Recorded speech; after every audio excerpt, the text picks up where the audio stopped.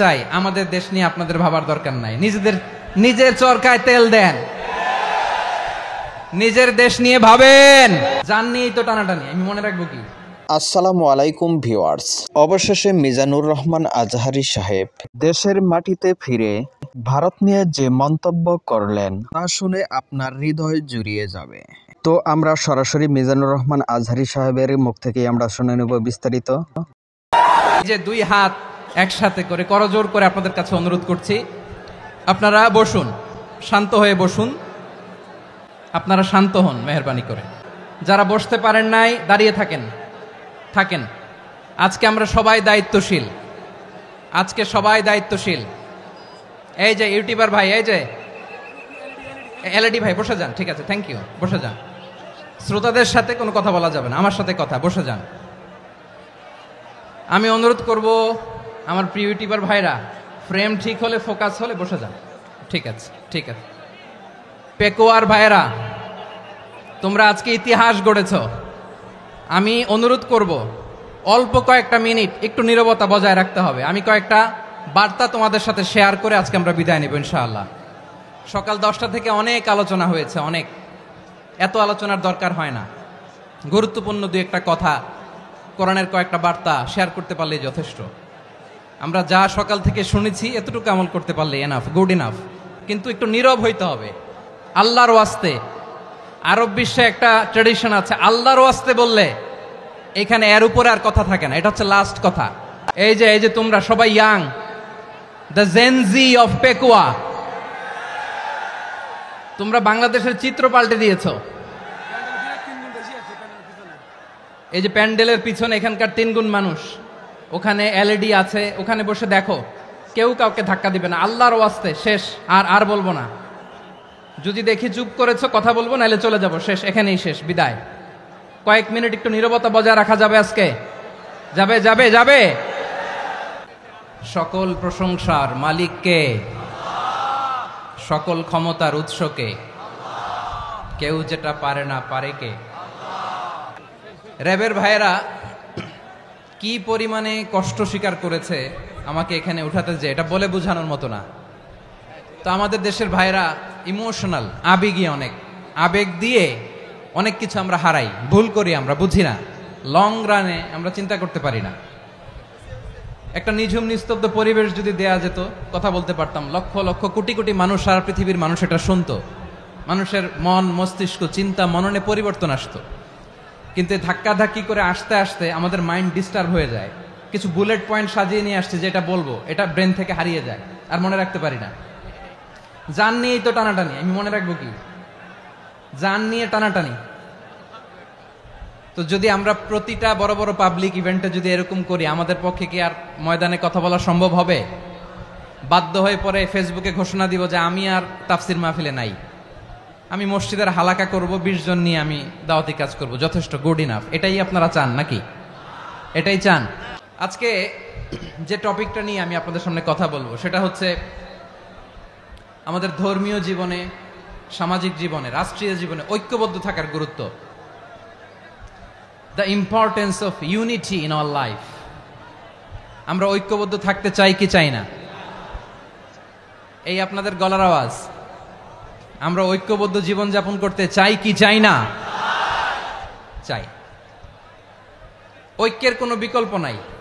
গত 50 বছর তো দেখেছি এ ডিসইউনিটি, অনৈক্য, বিভেদ, বিচ্ছিন্নতা আমাদেরকে কোথায় নিয়ে গিয়েছে। এই যে দেখেন, কিছুদিন আগে আমাদের বর্তমান নেতা ডক্টর ইউনূস, উনি সব রাজনৈতিক নেতৃবৃন্দদেরকে ডেকেছেন একটা ইস্যুকে কেন্দ্র করে। তার মানে গোটা বাংলাদেশ এক হয়ে গিয়েছে। আমরা সবাই উদ্বেলিত হয়েছে, উচ্ছ্বসিত হয়েছে, ঠিক কিনা বলেন? রাজনৈতিক নেতাদেরকে ডেকেছেন উনি, আমরা এক হয়েছি। এরপরে ধর্মীয় অঙ্গনের যে লিডাররা, বিভিন্ন ধর্মের, শুধু মুসলিম না, সবাইকে ডেকেছেন, আমরা ঐক্যবদ্ধ হয়েছি। এটাকে বলে ন্যাশনাল ইউনিটি, জাতীয় ঐক্য। যে কোনো ধরনের কনস্পাইরেসি, ষড়যন্ত্র, আধিপত্যবাদ মোকাবেলায় জাতীয় ঐক্যের চেয়ে মোক্ষম হাতিয়ার আর নাই। আমাদের একটা প্রতিবেশী দেশ আছে, আমরা আমাদের দেশ নিয়ে যত ভাবি তারা তার চেয়ে বেশি ভাবে। কথা বুঝতেছেন? না আরো ভেঙে বলতে হবে?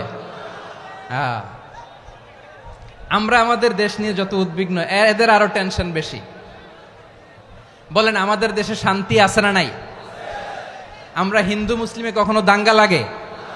আসতে বলেন কেন লাগে? ওদের পূজা পার্বণে আমাদের মাদ্রাসার ছেলেরা যে পাহারা দেয়, চিল্লায় বলেন ঠিক কিনা? আমাদের তাফসির মাহফিলের সময় ওরা ডিস্টার্ব করেন, ঢোল বাজায় না। ওদের পূজা পার্বণের সময় আমাদের তাফসির মাহফিলের ডেট হলে আমরা চেঞ্জ করে দেই। সুবহানাল্লাহ, কি সাম্প্রদায়িক সম্প্রীতির রোল মডেল। আর ওই বাংলাদেশের ব্যাপারে তারা অনেক ডিস ইনফরমেশন ছড়াচ্ছিল।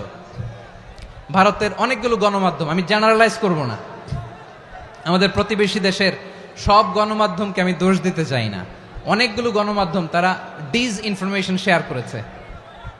ডিস ইনফরমেশন আর মিস ইনফরমেশনের পার্থক্য আছে। মিস ইনফরমেশন না জেনে ভুল বুঝে একটা মিথ্যা বা ভুল তথ্য ছড়িয়ে দেয়া, এটার ক্ষমা আছে, এটার কি আছে? আর ডিস ইনফরমেশন মানে ইচ্ছা করে, প্ল্যান করে, ম্যাপ করে, ছক এঁকে মিথ্যা, গুজব, রটনা সোশ্যাল মিডিয়ায় ছড়ানো, এটার ক্ষমা আছে? আওয়াজ করে বলেন ক্ষমা আছে? ভারতের কিছু গণমাধ্যম তাই করেছে, আমরা ব্যথিত হয়েছি, আমাদের হৃদয়ে রক্তক্ষরণ হয়েছে। আমাদের প্রতিবেশী দেশকে বলতে চাই, আমাদের দেশ নিয়ে আপনাদের ভাবার দরকার নাই, নিজের চরকায় তেল দেন, নিজের দেশ নিয়ে ভাবেন। গত মাসের ভয়েস অফ আমেরিকার রিপোর্ট, বাংলাদেশে সংখ্যালঘু জনগোষ্ঠী আগের চেয়ে বেশি নিরাপত্তা পাচ্ছে।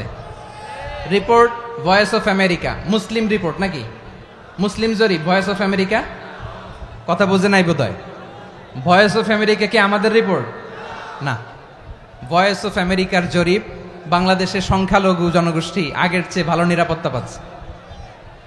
শুধু এখানেই শেষ না, মাইক্রোসফটের একটা জরিপ শোনায় আপনাদেরকে। তারা সারা পৃথিবীতে গুজব, ভুয়া আর মিথ্যা নিউজ ছড়ানোতে কোন দেশ সেরা একটা রিপোর্ট করেছে। এর মধ্যে 1 নম্বরে এসেছে ভারতের নাম।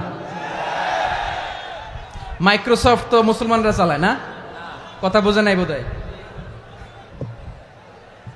প্রতিবেশী দেশকে বলবো, আপনারা নিজের চরকায় তেল দেন, আপনারাও শান্তিতে থাকেন, আমাদেরকেও শান্তিতে থাকতে দেন।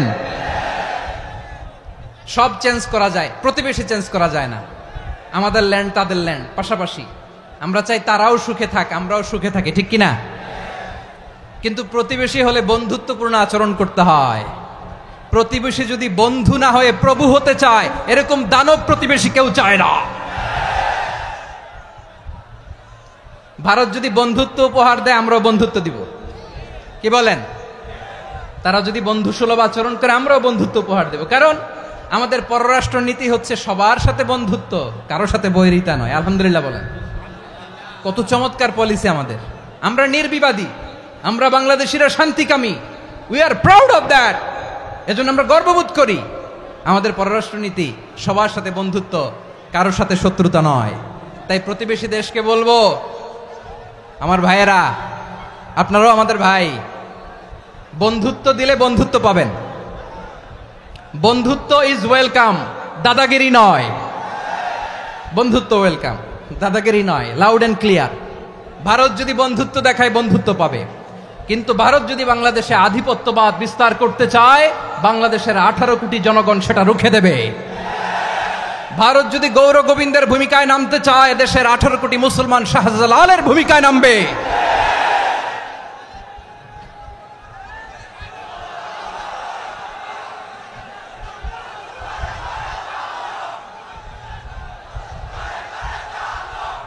প্রিয় ভাইয়েরা, আমরা বন্ধুত্বে বিশ্বাসী, শত্রুতায় নই, ঠিক কিনা বলেন? আল্লাহ আমাদেরকে বোঝার তৌফিক দান করুক। তাহলে এই যে তারা বলেছে এদেশে সংখ্যালঘুরা কষ্টে আছে, দুঃখে আছে, এটা কি ঠিক? বলেন, এটা কি ঠিক? না, তারা ডিস ইনফরমেশন শেয়ার করেছে, এটা ঠিক নয়। আমার প্রতিবেশী বন্ধু রাষ্ট্রকে বলবো, আপনারা এটা করবেন না, এটা করবেন না। আমরা শান্তিতে আছি, আপনারাও শান্তিতে থাকেন, আমাদেরকেও শান্তিতে থাকতে দেন। এই যে চিটাগাংয়ের অ্যাডভোকেট আলিফ হত্যাকাণ্ডে গোটা বাংলাদেশ আমরা ধৈর্যের পরাকাষ্ঠা দেখিয়েছে, চিল্লায় বলেন ঠিক কিনা? আমাদের নেতা আমাদেরকে ডেকেছে, আমরা শান্ত থেকেছি। আমরা শান্ত থাকতে চাই, আমরা ঐক্যবদ্ধ থাকতে চাই। যে কোনো ষড়যন্ত্র রুখে দেওয়ার জন্য ঐক্যবদ্ধ প্রচেষ্টার কোনো বিকল্প নাই। তাই আজকের আলোচনার ছোট্ট একটা টপিক আমি শিরোনাম ঠিক করেছি, আমাদের জীবনে, সমাজ জীবনে, ধর্মীয় জীবনে, রাষ্ট্রীয় জীবনে ঐক্যবদ্ধ থাকার গুরুত্ব। এবার আওয়াজ করে পেকুয়ার ভাইয়েরা বলেন, আমরা ঐক্যবদ্ধ জীবনযাপন করতে চাই কি চাই না?